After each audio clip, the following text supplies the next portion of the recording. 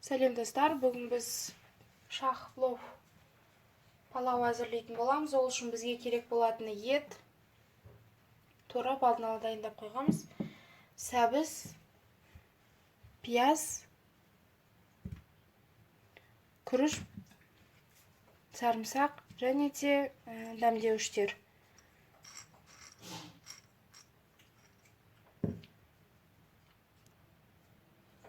Бұның ішінде ноқат, кориандр, шөптердің қосындысы және де бір шай қасық куркума дейміз, бояғыш.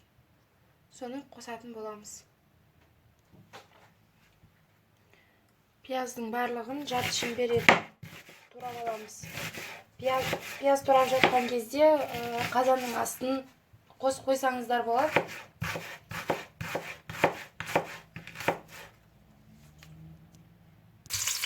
Майымыз қызғаннан кейін пиязымызды салып қуырамыз. Бізде бұл жерде 4 ірі пиязымыз бар. Жақсылап сары түсті болғанша жақсылап қуырамыз.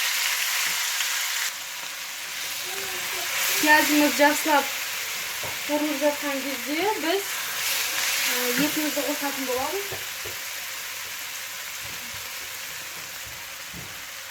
Етіміз жуылып, алдын ала бірін кішкене тұздап қойған болатынбыз. Сол үшін тұзды біраз аздау қосатын боламыз.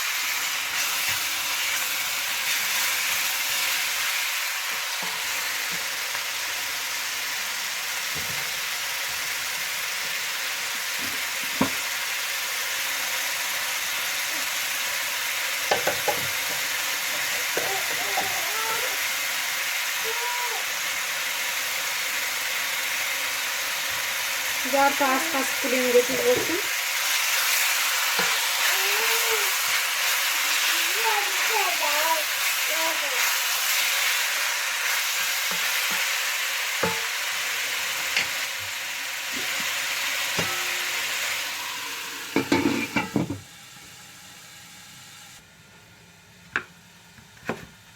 Сәбізімізді біз ұзынша етіп тураймыз.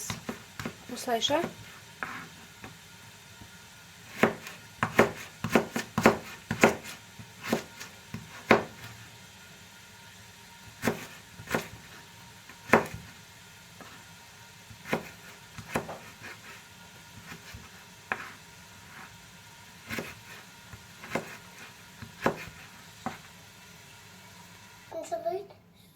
Сәбізімізді турап болдық. Неге осындай етіп сәбізімізді турап алдық. Келесі ретте біз қамыр дайындайтын боламыз. Қамырды біз кәдімгі ет асқанға қосатын жұқа қамырдың құрамы сияқты етіп илейтін боламыз. Неге еттің суы бөлініп, өзінің астын жай отқа қойып қойдық. Алтыға, орташаға. Қамырымызға мінеки бір ас қасық көлемінде тұз қосамыз. Жұмыртқа.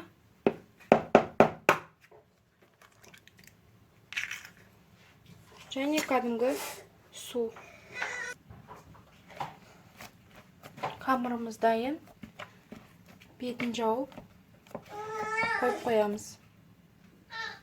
Күрішімізді де жуып дайындап қоямыз, суын сорғытып. Мінеки достар, еттің әбден суы тартылып, асты жабысуға айналыпты. Ендігі кезекте астын тағы біраз азайтып өтті.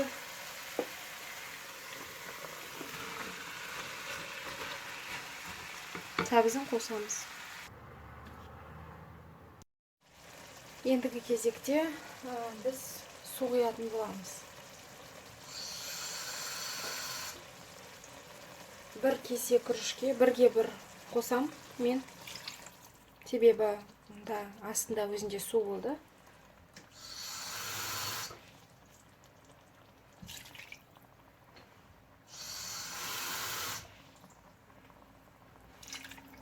Бір қайнатып алып, тұзын көретін боламыз. Тұзы сәл кемдеу. тұз қосып бірлеп араластырып жібереміз. Bir ас қасықтың ұшында, яғни bir шай қасық тұз қостым тағы да.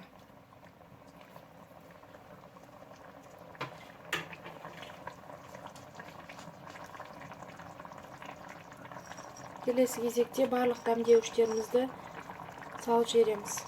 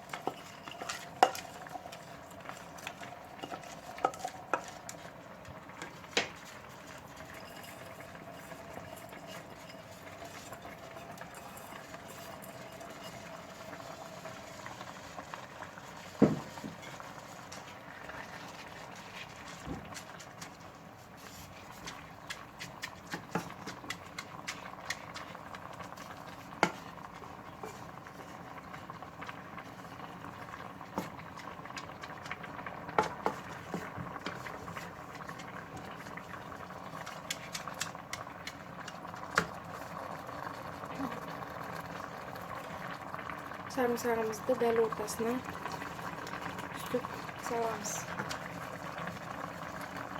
Отты астын баяулатып, 3-ке қойдық. Енді қақпағын жауып, күрішті қатты пісірмейміз, себебі біз бұны әлі қамырдың ішінде пісіретін боламыз. Палауымыз дайын болып қалды деуге болады, ал енді қамырдың ішіне саламыз. Палауымызды жақсылап тұрып араластырамыз.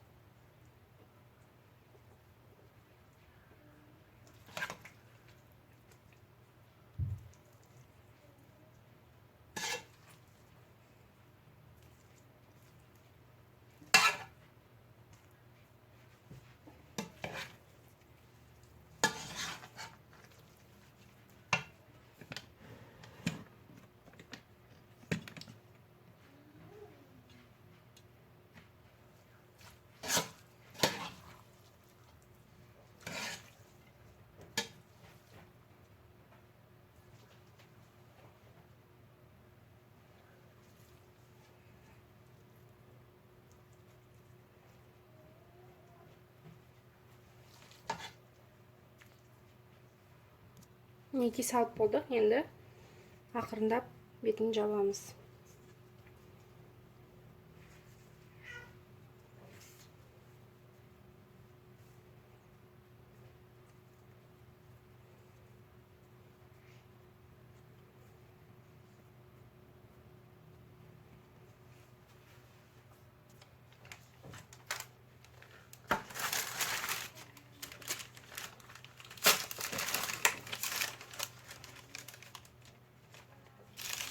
Осылай ақырындап шешеміз.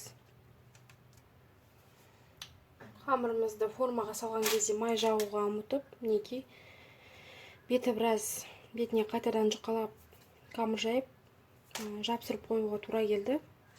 Ендігі бетіне жұмыртқаның сарысын жағатын боламыз.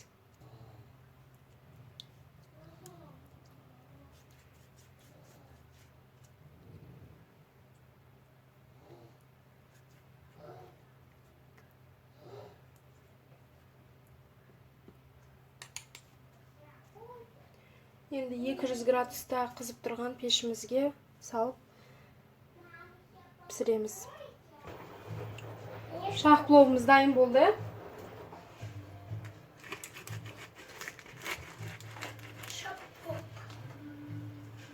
Қазір бір шетін сіздерге көрсетеміз ашып.